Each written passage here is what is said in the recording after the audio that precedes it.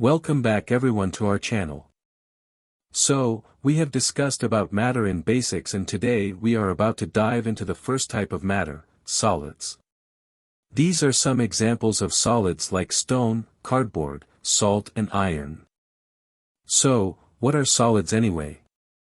A solid can be defined as a substance which exists in the solid state, which is one of the four fundamental states of matter. Solids feature closely packed atoms whose kinetic energies are much lower than those of liquids and gases. All solids have rigid structures that tend to resist any external forces applied to them.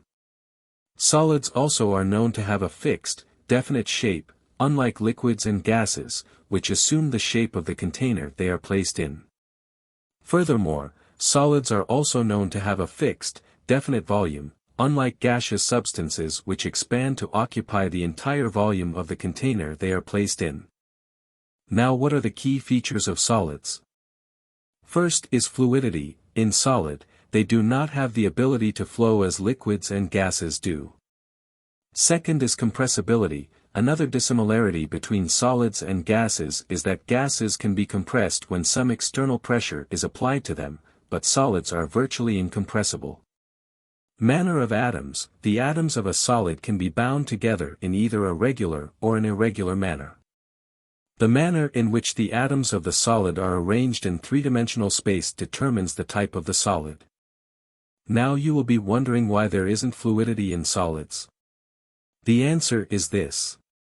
Solids do not possess fluidity because particles of solids are very rigid and don't have much spaces between them. That's the reason why solids do not possess fluidity. This is because the intermolecular molecules are very tightly packed. This makes solid to be strong and do not allow it to flow. The second doubt in your mind will be why there isn't compressibility in solids. The answer for your doubt is compressibility. It is the ability to compress a substance by reducing it to a lower volume when force is applied. The particles of solid are tightly held together. The spaces between the particles are very less or negligible as they have a definite shape. The intermolecular force of attraction between the particles is very strong and particles cannot move freely. So, we can say that compressibility is negligible in solids. Your third doubt would be, what is the manner of atoms in solids? The answer for your doubt is the atoms of a solid can be bound together in either a regular or an irregular manner. The manner in which the atoms of the solid are arranged in three-dimensional space determines the type of the solid. Now, what are the types of solids? Well, there are two types of solids. First one is crystalline solid. A crystalline solid, also known as a crystal, is a solid in which the constituent atoms or molecules, or sometimes ions, are arranged in a highly ordered microscopic structure. This microscopic structure is called a crystal lattice, and it extends in a uniform manner through all points in the crystalline solid. Common examples of crystalline solids include ice, sodium chloride, table salt, potassium chloride, and diamonds. These are some examples of crystalline solids. Like salt, diamond and ice. The second one is amorphous solids.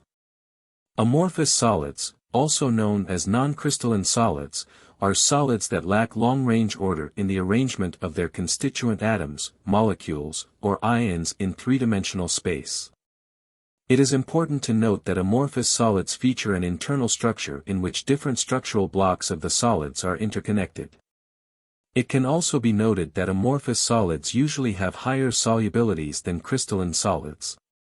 Common examples of amorphous solids include metallic glasses, gels, thin-film lubricants, and certain polymers. These are some examples of amorphous solids. Like metallic glasses, wool and silk. Now, activity time. The first one is clay and Play-Doh activity. In this activity you can use clay or Play-Doh to model different solid shapes and objects.